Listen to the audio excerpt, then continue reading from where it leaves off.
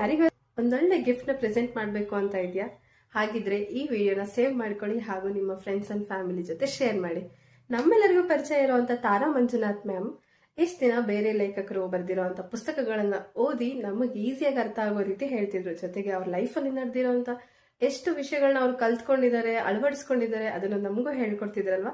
ಇವತ್ತು ಅದೇ ತಾರಾ ಮಂಜುನಾಥ್ ಮ್ಯಾಮ್ ಒಂದು ಪುಸ್ತಕವನ್ನು ಬರೆದಿದ್ದಾರೆ, ಅದನ್ನ ಲಾಂಚ್ ಕೂಡ ಮಾಡಿದ್ದಾರೆ. ಆ ಪುಸ್ತಕದ ಹೆಸರು ಏನು ಅಂತಂದ್ರೆ ಬದುಕನ್ನು ಬದಲಿಸುವ 21 ಅಭ್ಯಾಸಗಳು. ಕೇಳ್ತಿದ್ರೇನೆ ಒಂಥರ ಖುಷಿ ಆಗುತ್ತೆ. ಹಾಗೆ ನೀವು ಕೂಡ ಈ ಒಂದು ಪುಸ್ತಕವನ್ನ ಪರ್ಚೇಸ್ ಮಾಡಿ. ಇದು ಆಲ್ರೆಡಿ ಅಮೆಝಾನ್ ಅಲ್ಲಿ ಅವೈಲಬಲ್ ಇದೆ. ಪರ್ಚೇಸ್ ಮಾಡಿ, ಓದಿ, ತಿಳ್ಕೊಳ್ಳಿ, ಹಾಗೆ ಇದನ್ನ ಅಳವಡಿಸ್ಕೊಳ್ಳಿ. ನೀವು ನಿಮ್ ಲೈಫ್ ಅಲ್ಲಿ ಇದನ್ನ ಅಳವಡಿಸ್ಕೊಂಡ್ಮೇಲೆ ನೋಡಿ, definitely you feel the difference, you feel the changes in your life, transformation. And ನಿಮ್ ಲೈಫ್ ಅಲ್ಲಿ ನೀವು ಟ್ರಾನ್ಸ್ಫಾರ್ಮ್ ಆಗಿದ್ದೀರಾ ಅಂದ್ರೆ ಖಂಡಿತ ನೀವು ಇದೇ ಬುಕ್ ನ ನೀವು ಬೇರೆಯವ್ರಿಗೂ ಕೊಟ್ರೆ ಅವ್ರ ಲೈಫ್ ಕೂಡ ಟ್ರಾನ್ಸ್ಫಾರ್ಮ್ ಆಗುತ್ತೆ.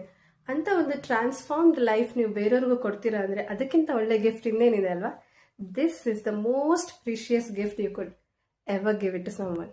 And I hope you like this gift idea.